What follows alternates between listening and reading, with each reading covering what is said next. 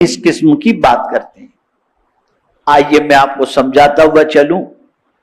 میرے پیارے آقا صلی اللہ تعالی علیہ وسلم کے پیارے دیوانوں، تقدیر کی 3 قسمیں ہیں۔ اب میں پوچھوں گا، آپ مجھے جواب دیں گے کتنی قسمیں ہیں تقدیر کی؟ 3 قسمیں۔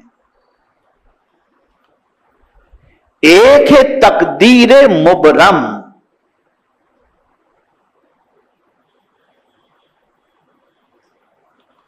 ایک ہے تقدیر معلق محض، اور ایک ہے شبیہ بمبرم، تقدیر بمبرم اور تقدیر محض۔ بس یہ ان 3 چیزوں کو آپ اچھی طرح سے سمجھیں۔ تقدیر بمبرم کسے کہتے ہیں؟ تقدیر بمبرم اسے کہتے ہیں جو کچھ رب قدیر جل جلالہ نے اپنے علم سے لکھ دیا ہے، اس میں کوئی تبدیلی نہیں ہو سکتی، وہ ہو کر کے ہی رہے گا۔ اسے کہتے ہیں تقدیر مبرم۔ اسے کوئی خاصان بارگاہ بھی نہیں ٹال سکتا۔ یہ وہ تقدیر ہے کہ یہ کسی سے ٹلنے والی نہیں ہے۔ اب اس کو میں قرآن کی روشنی میں سمجھاؤں۔ خاصان بارگاہ کو اللہ تعالی اس قسم کی تقدیر جس کے بارے میں لکھی ہوئی ہے، مولا نے اپنے علم سے جو لکھ دی ہے، خاصان بارگاہ کو اللہ عز و جل اس سے متعلق کچھ معروضات پیش کرنے سے روکتا ہے۔ مثال کے طور پر حضرت ابراہیم علی نبینا علیہ الصلاۃ والتسلیم ایسی جگہ پہنچے جہاں قوم لوط بھی تھی اور حضرت لوط علیہ الصلاۃ والتسلیم بھی موجود تھے، اور اس وقت حضرت ابراہیم علیہ الصلاۃ والتسلیم روزے سے تھے۔ تو حضرت ابراہیم علیہ الصلاۃ والتسلیم کو فرشتوں نے افطار کرایا، حضرت اسحاق کی بشارت دی، اور اس کے بعد فوراً یہ بات بتائی کہ قوم لوط پر اللہ کا عذاب آنے والا ہے اور قوم لوط تباہ ہو جائے گی۔ تو حضرت ابراہیم علیہ الصلاۃ والتسلیم نے جب قوم لوط کے بارے میں یہ سنا تو قرآن کہتا ہے کہ حضرت ابراہیم علیہ الصلاۃ والتسلیم نے اللہ کی بارگاہ میں عرض کیا، یجادلنا فی قوم لوط۔ میں تو قرآن کے اس لفظ کے بارے میں سوچتا ہوں تو عجیب کیفیت پیدا ہوتی ہے کہ کیا انبیاء کی شان ہے، کیا شان ہے۔ لوگ کہتے ہیں انبیاء کیا کوئی بھی پر نہیں مار سکتا، اور یہاں رب قدیر جل جلالہ فرماتا ہے یجادلنا فی قوم لوط۔ قوم لوط کے بارے میں حضرت ابراہیم علیہ الصلاۃ والسلام اللہ سے جھگڑنے لگے،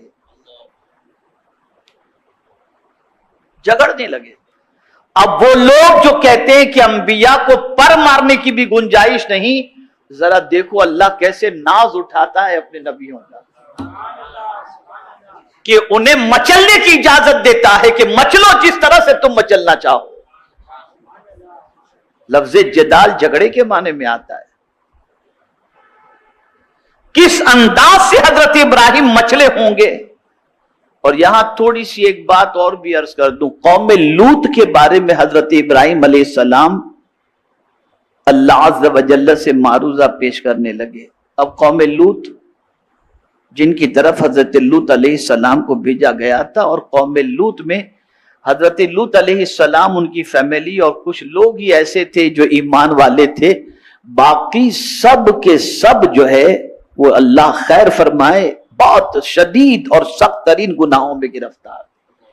لیکن نبی کی سوچ قرآن بیان کر رہا ہے، نبی کی فکر قرآن بیان کر رہا ہے کہ کسی انسان پر اگر کچھ ہو جائے تو نبی اس کو گوارا نہیں کرتے، وہ بھی عذاب میں گرفتار نہ ہو، اس کے لیے اللہ کی بارگاہ میں دعا کرتے ہیں۔ اب دیکھیے قرآن نے آگے کیا کہا، فَأَعْرِضْ عَنْ هَذَا، اے ابراہیم اس سے تم جو ہے وہ دور رہو، اس کی عرض میرے سامنے نہ کرو، روک دیا گیا۔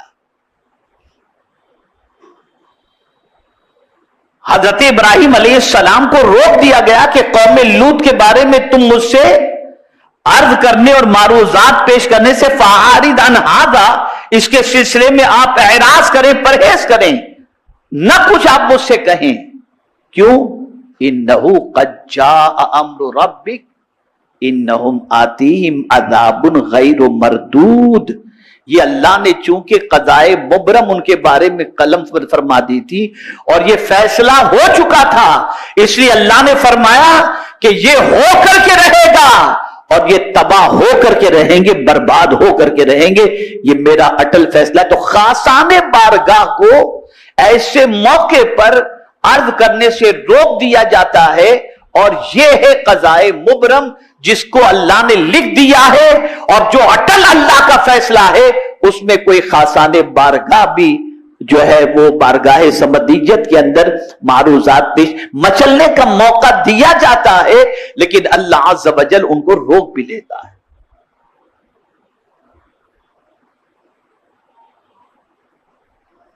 اسی طریقے سے آپ دیکھیں حضرت موسیٰ علیہ الصلاۃ والتسلیم، شب معراج سرکار صلی اللہ علیہ وسلم جب تشریف لے گئے تو دیکھا حضرت موسیٰ علیہ السلام اللہ سے ہم کلام ہیں، لیکن آواز تھوڑی سی بڑی تھی حضرت موسیٰ علیہ السلام کی، تو حضرت جبریل امین علیہ الصلاۃ والتسلیم سے سرکار نے فرمایا جبریل یہ کون ہے جو میرے رب سے اس طرح سے باتیں کر رہا ہے؟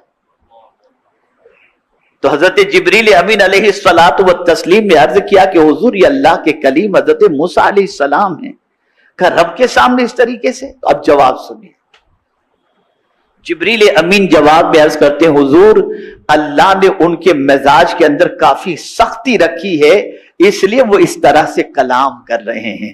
اب وہ لوگ جو یہ کہتے ہیں کہ رب کی بارگاہ کے اندر پر مارنے کی گنجائش نہیں، میں کہتا ہوں اس کے بارے میں آپ کیا کہتے ہو؟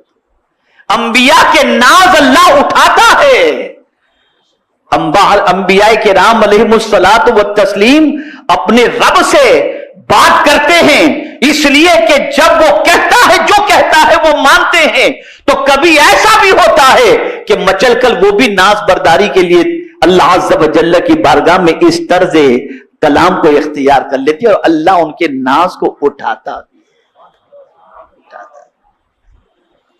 چلیے تھوڑا سا یہ نہیں سمجھے تو اور ایزی سمجھا دوں، اور ایزی سمجھا دوں۔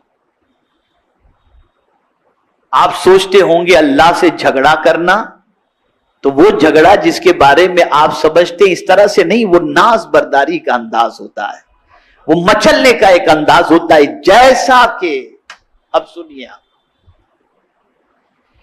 ایک مومن کا کچا بچہ ورود میں آنے سے پہلے، دنیا میں آنے سے پہلے کچا بچہ انتقال کر جاتا ہے۔ کچا بچہ، اس نے دنیا دیکھی نہیں، اسے نہ باپ کا پیار ملا نہ ماں کا پیار ملا، کچھ بھی نہیں، پیدا ہونے سے پہلے اس کی موت واقع ہو گئی۔ اب کل بروز قیامت یہ کچا بچہ اللہ سے جھگڑا کرے گا، حدیث شریف میں اللہ سے جھگڑا کرے گا، مولا میں نے تو میری ماں کو بھی نہیں دیکھا، نہ باپ کا پیار پایا، میں نے تو کچھ نہیں پایا، آج تو مجھے جنت میں بھیج رہا ہے، میں جنت میں نہیں چاہتا۔ کچا بچہ اللہ سے جھگڑا کرے گا، حدیث شریف میں جدال کا لفظ آیا ہے، وہ کچا بچہ اللہ سے جھگڑا کرے گا، میں جنت میں نہیں جاتا، اس لیے کہ جس ماں باپ کا پیار میں نے دنیا میں نہیں پایا، میں چاہتا ہوں وہ میرے ماں باپ بھی میرے ساتھ ہوں۔ حدیث شریف کے اندر ہے بچے کی ناف جو ہوتی ہے نا، اسی ناف سے بچے کو غذا پہنچتی ہے، اس ناف سے اللہ عز و جل اس بچے کے ماں باپ کو باندھ کر جنت کے اندر داخل فرماتا ہے۔ اب جو یہ کہتے ہیں کہ کسی کی سنوائی نہیں، کیا کہتے ہو اس کچے بچے کے بارے میں؟ جب کچا بچہ اپنے ماں باپ کو لے جا سکتا ہے تو مصطفیٰ جان رحمت کی شان کتنی عرض ہے۔ تو मचलने देता है मेरा मौला के मचलो। मेरे बंदो, मुझसे मचल कर नहीं मांगोगे तो किससे मांगोगे? लेकिन जहां रोक दिया जाता है वो कज़ाए मुबरम है। चलिए और थोड़ी सी ईमान की ताजगी के लिए अर्ज कर दूं, कलीम का जिक्र भी सुन लिया, खलील का जिक्र भी सुन लिया, अब थोड़ा सा हबीब का जिक्र भी सुन लिया।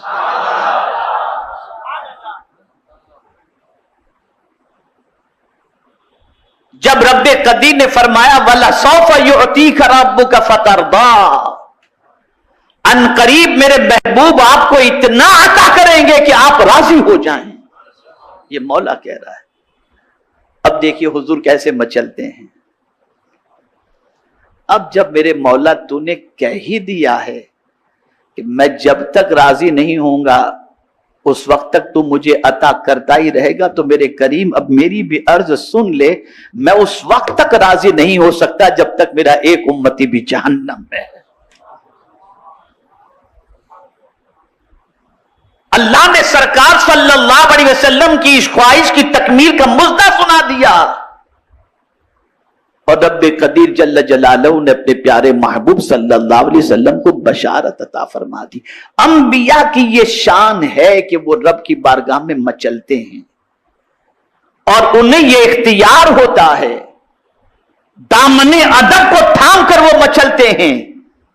तो मेरे प्यारे आका सल्लल्लाहु ताला अलैहि वसल्लम के प्यारे दीवानों, ये न कहा जाए कि अंबियाए किराम को भी कयामत में पर मारने की गुंजाइश नहीं।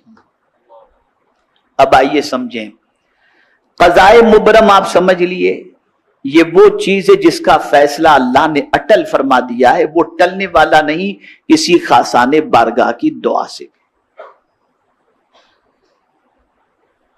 अब क़ज़ाए मुअल्लक़ महज़, इसको समझें, ये क्या तकदीर है। तो इंसान से गुनाह हुए, तो इंसान के लिए, मोमिन से गुनाह हुए, अल्लाह अज़्ज़ व जल्ल ने कोई ना कोई बहाना रख दिया। तुम नमाज पढ़ोगे तुम्हारे ये गुनाह माफ हो जाएंगे, तुम रोजे रखोगे तुम्हारे ये गुनाह माफ हो जाएंगे, तुम हज करोगे तुम्हारे ये गुनाह माफ हो जाएंगे, तुम ज़कात दोगे तुम्हारे ये गुनाह माफ हो जाएंगे। यहां तक कि कब्र में तुम पहुंचोगे, अज़ाब का फरिश्ता दाएं जानिब से आएगा तो दाएं जानिब की नेकियां काम आ जाएंगी, बाएं जानिब से आएगा तो बाएं जानिब की नेकियां काम आएंगी, पैर की तरफ से आएगा तो पैर। तो ये क्या है, किसी सबब से अल्लाह अज़्ज़ व जल्ल ने तुम्हारी बख्शिश का इंतजाम कर रखा है, लिखा हुआ है। लेकिन परवरदिगार ने तुम्हारे लिए एक जरिया भी रखा है कि इन जरियों के वजह से, और ये जरिया फरिश्तों को मालूम,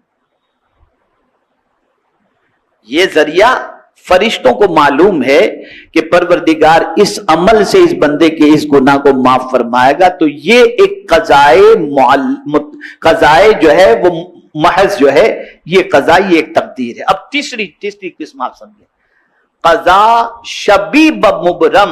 मुबरम तो नहीं है लेकिन शबीब मुबरम, अल्लाह ने लिखा नहीं है, अल्लाह ने लिखा नहीं है, लेकिन उसके इल्म में ये बात है कि मेरा बंदा ये करेगा ना। फरिश्तों को भी नहीं मालूम इस क़ज़ा के बारे में, फरिश्तों को भी नहीं मालूम और अल्लाह ने लिखा भी नहीं है। लेकिन मेरे प्यारे आका सल्लल्लाहु ताला अलैहि वसल्लम के प्यारे दीवानों, अल्लाह के इल्म में है ये बात कि मेरा बंदा ये करेगा ना तो इसकी जिंदगी बढ़ा दूंगा, इसकी रोजी बढ़ा दूंगा। तो अब बंदा, ये जो हदीस शरीफ में है ना, रिश्तेदारों से अच्छा सुलूक करो, अल्लाह तुम्हारी उम्र में और माल में बरकत अता फरमाएगा। तो ये मेरा मौला जानता है कि मेरा बंदा ये करेगा तो मैं इसे ये अता कर दूंगा। अब यहां जो गलती सबसे बड़ी होती है वो ये है कि आदमी तकदीर का बहाना बनाकर सब करने से रुक जाता है। ये नहीं होना चाहिए। और ऐसी दलील मैं आपके सामने लाऊंगा कि इंशाअल्लाह अज़ीम उस दलील को सुनने के बाद आपका ईमान भी पुख्ता होगा और आप तकदीर का बहाना बनाना भी छोड़ देंगे। बहुत सारे औराद वज़ाइफ और आमाल ऐसे बताए गए जो मुख्तलिफ प्रॉब्लम के सॉल्यूशन हैं। मिसाल के तौर पर एक सहाबी गिरफ्तार हुए, रसूल रहमत सल्लल्लाहु ताला अलैहि वसल्लम की बारगाह के अंदर उनके वालिद पहुंचे और कहा, या रसूल अल्लाह सल्लल्लाहु ताला अलैहि वसल्लम, मेरा बेटा गिरफ्तार है और उसकी मां उसकी जुदाई के अंदर बहुत रो रही है। या रसूल अल्लाह सल्लल्लाहु ताला अलैहि वसल्लम, इसके सिलसिले में करम की नजर फरमाएं और कुछ बताएं कि क्या करना चाहिए। तो आकाए करीम सल्लल्लाहु अलैहि वसल्लम ने फरमाया, इत्तकिल्लाह वस्बिर। रसूल आजम सल्लल्लाहु अलैहि वसल्लम ने फरमाया, अल्लाह ताला से डरो, सब्र का दामन मजबूती से पकड़ो। और फिर हुजूर सल्लल्लाहु अलैहि वसल्लम फरमाते हैं, मैं तुझे और तेरी बीवी को हुक्म देता हूं कि तुम कसरत से ला हौला वला कुव्वत इल्ला बिल्लाह पढ़ो। इरशाद नबवी सुनकर वो सहाबी अपने घर लौट आए और अपनी बीवी को सारा माजरा आकर बताया। वो नेक बख्त बीवी कहने लगी, हुजूर सल्लल्लाहु अलैहि वसल्लम ने जिस चीज का हमें हुक्म दिया वो बहुत ही उम्दा है। फिर उन दोनों मियां बीवी ने बकसरत विर्द शुरू कर दिया। चुनाचे उसकी बरकत से दुश्मन उनके बेटे की तरफ से गाफिल हो गए और वो उनकी गफलत से फायदा उठाकर वहां से निकल गए और अल्लाह ने रिहाई अता फरमाई। सबब था ला हौला वला कुव्वत इल्ला बिल्लाह। और ये बहुत बड़ा अमल है, खुदा की कसम इस अमल की बरकत में आपको बताऊं तो आपकी अक्ल दंग रह जाएगी। कितना पावरफुल है ये अमल, कितना पावरफुल। मैं एक हदीस शरीफ आपके एक कौल आपके सामने पेश करता हूं। अल्लामा पानीपती अपनी तफसीर मजहरी में इस आयत के ज़िम्न में, यानी वमन यत्तकिल्लाह यजअल लहू मखरजा व यरज़ुक़हु मिन हैसु ला यहतसिब वमन यतवक्कल अलल्लाहि फहुव हस्बुह इन्नल्लाहा बालिगु अम्रिही क़द जअलल्लाहु लिकुल्लि शैइन क़दरा। इस आयत की तफसीर में काजी सनाउल्लाह पानीपती तफसीर मजहरी में इस आयत के ज़िम्न में हल्ले मुश्किलात के लिए एक वजीफा लिखा है जो हदिये नाजरीन है। हजरत मुजद्दिद अल्फसानी ने दीनी और दुनियावी मनाफे के हुसूल, दीनी और दुनियावी मुश्किलात के हल के लिए ये वजीफा बताया कि हर रोज 500 मर्तबा ला हौला वला कुव्वत इल्ला बिल्लाह पढ़े और अव्वल आखिर 100 मर्तबा दुरूद पाक पढ़े। अल्लाह उसकी सारी परेशानियों को दूर फरमाए। अब हमारे यहां तावीजात के लिए और दिगर चीजों के लिए लोग आते हैं तो कहते हैं हजरत बस कुछ कर दीजिए, और उनसे कहो ये पढ़ो। कहां हजरत ये बहुत मुश्किल है। तो आपसे मैं एक चीज अर्ज करूं कि इस तरह से काम न करें। जन्नत में जाना है तो कोई पीर साहब मरे और आप जन्नत में नहीं जाओगे। जन्नत में जाना हो तो आपको खुद को मरना भी तो पड़ेगा ना। आप मरेंगे नहीं तो जन्नत में जाएंगे कैसे? अब आप कहें पीर साहब मरो भी आप लेकिन जन्नत में हम जाएंगे, ये कैसे होगा?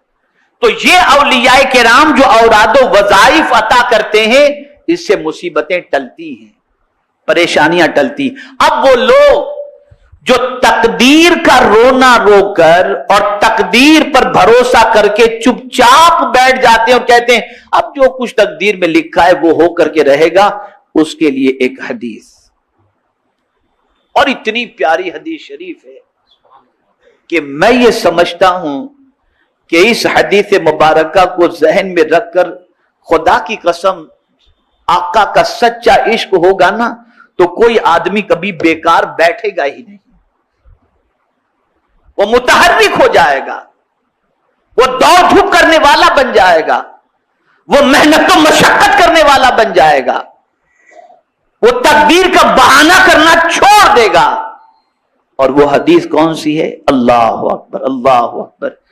मेरे आका सल्लल्लाहु अलैहि वसल्लम फरमाते हैं अल कासिब हबीबुल्लाह।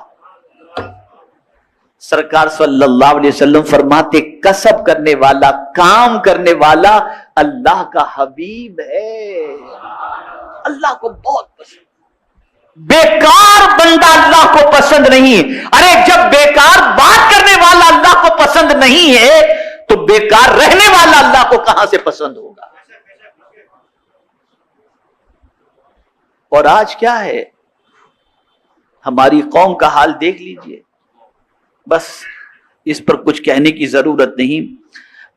اب سنیے یہ جو حدیث شریف ہے القاسب حبیب اللہ، اس کے بارے میں حضرت مولانا روم رحمت اللہ تعالی علیہ فرماتے ہیں کہ اگر تو توکل کا دعویٰ کرتا ہے تو کام میں مشغول ہو جا، پہلے تخم ریزی کر پھر اللہ پر بھروسہ کر. یعنی تو اگر اللہ پر بھروسہ کرنے کی بات کرتا ہے نا تو پہلے زمین میں بیج بو دے اور پھر تو اللہ پر بھروسہ کر. اور آگے ارشاد فرماتے اس حدیث میں جو رمز ہے اس کو سن کہ کسب کرنے والا اللہ کا دوست ہے. توکل کی وجہ سے اور تقدیر پر بھروسہ کرنے کی وجہ سے انسان کو کبھی بھی کام میں سستی نہیں کرنا چاہیے، اسے کام کرنا چاہیے. میرے پیارے آقا صلی اللہ علیہ وسلم کے پیارے دیوانوں، بلکہ سلف صالحین تو تاکید کرتے ہوئے فرماتے ہیں کاروبار کرو